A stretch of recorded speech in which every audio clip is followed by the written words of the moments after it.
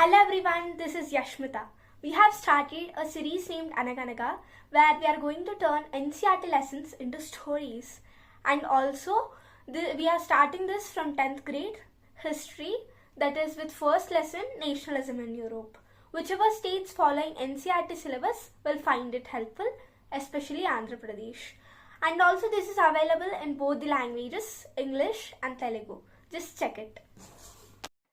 In our previous story, we saw what did Mazzini do and his dream of free world. Shall we dive into our present story? By now, kings and emperors were trying harder and harder to stay in power, but the dreamers of freedom, who are the teachers, students, clerks and shopkeepers, did not stop. They were called the liberal nationalists. They believed in liberty, law and unity.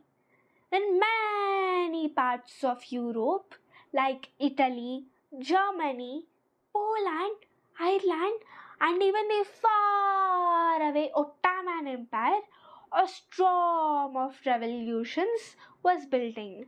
So, when France sneezes, Europe catches cold. It all exploded in France in July 1830. The liberal nationalists overthrew the Bourbon kings who had returned after Napoleon. Then they made Louis Philippe the king under a constitution which is a set of rules.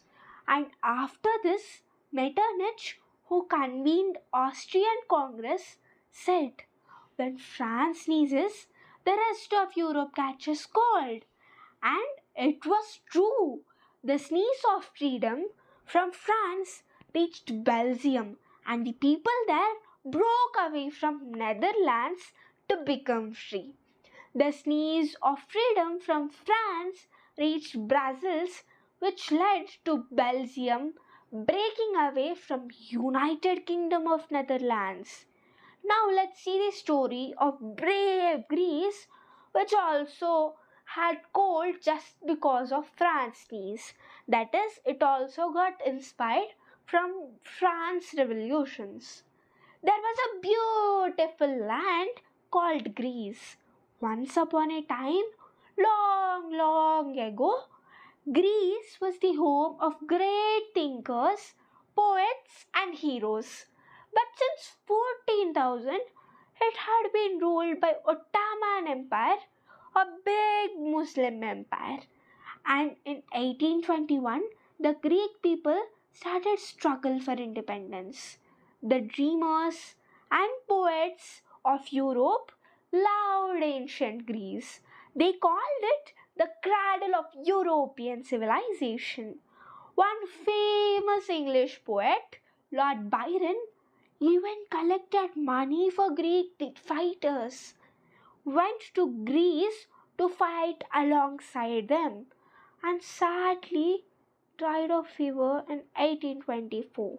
Finally, in 1832, the Treaty of Constantinople was signed and the Greece became free country. If you like this video, please like it, and if you did not, do dislike it.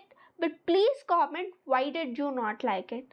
And also, if you want the PDF of this story, comment in the comment box with contact so that we will be able to share it. And if you know anyone from 10th grade, please share it so that they will be able to understand their lessons more effectively. And if you want the Telugu version of this, check in my channel. For more such videos, please like, share and subscribe. Thank you.